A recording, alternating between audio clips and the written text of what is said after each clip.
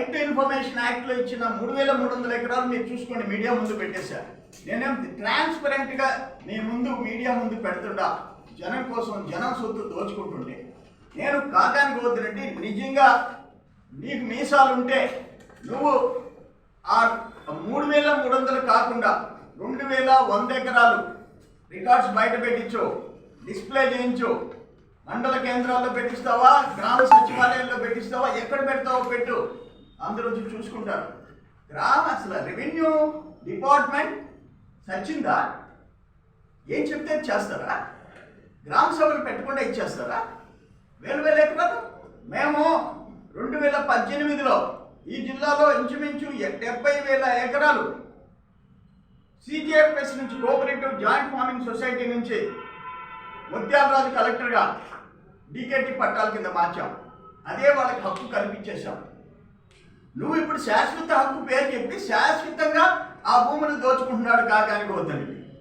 ఆ శాశ్వత భూ హక్కు చట్టం ఇప్పుడు శాశ్వత భూదోపిడీ కింద, కాకాని దోపిడీ కింద మారింది. సిగ్గుందంటే మీకు. నెల్లూరు జిల్లాకి ఒక పేరు సింహపురి గడ్డ, ఉద్యమాల గడ్డ. ఇప్పుడు అవినీతికి అడ్డ, దోపిడీదారులకు గడ్డ. సిగ్గు శరమ ఉండాల. ఒక సిలిక, ఒక శాండ్, ఒక క్వాడ్, ఒక తెల్ల బంగారం ఈరోజు భూమి కుమ్ముకోనాలి. ఫైనల్గా నేను అడిగేది ఏంటంటే, అయ్యా మీరు ఇవి కన్నా డిస్ప్లే చేయకపోతే రెవెన్యూ డిపార్ట్మెంట్ కాకాని గోవర్ధన్ రెడ్డి తప్పించుకుంటాడు, సుప్రీంకోర్టుకు పోయి బెయిల్ తెచ్చుకుంటాడు. మీరే ఆల్రెడీ IAS ప్రసాద్ సస్పెండ్ అయినాడా? Sarigapatnam already Swathi MRO suspend అయిందా? పొదలకూరు 5 మంది జైలుకి పోయినారా? అయినా కూడా సరిపేపల్లిలో జరిగే కుంభకోణాలనే కలెక్టర్ ఏం చేస్తున్నాడు? మీరేమన్నా మంత్రి కింద కూలీనా? రెవెన్యూ డిపార్ట్మెంట్ మంత్రి కింద పనిచేస్తారా మీరు ఇంట్లో? ఆయన కూలీలా మీరు?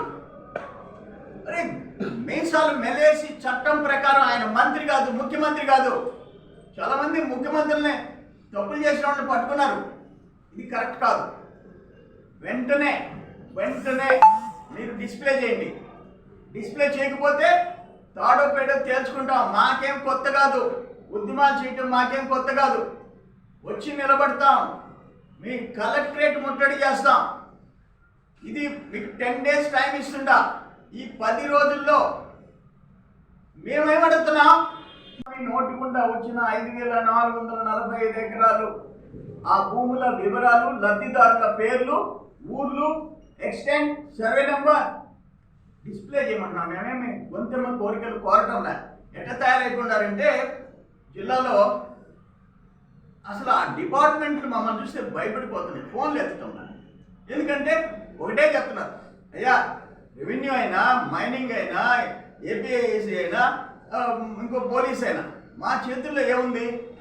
మేమేం చేయగలం? మేము డమ్మీలు అయిపోయినా. అన్నీ తెలిసి చంద్రబాబు రెడ్డి మా మీద పడతాడు. ఏం నడుస్తుంది ఈ రాష్ట్రంలో?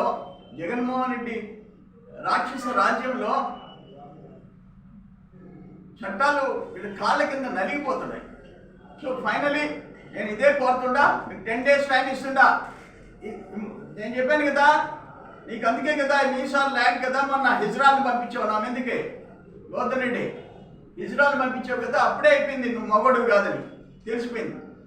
ఇప్పుడు అడుగుతుండా, ఫైనల్గా నువ్వు మంత్రి అయితే, నీకు మీసాలు ఉంటే రా, నాకున్నాయి మీసాలు. నువ్వు వచ్చి 5,445 ఎకరాలు అక్కడ పెట్టు. వీడియో కనుక మీకు నచ్చినట్లయితే లైక్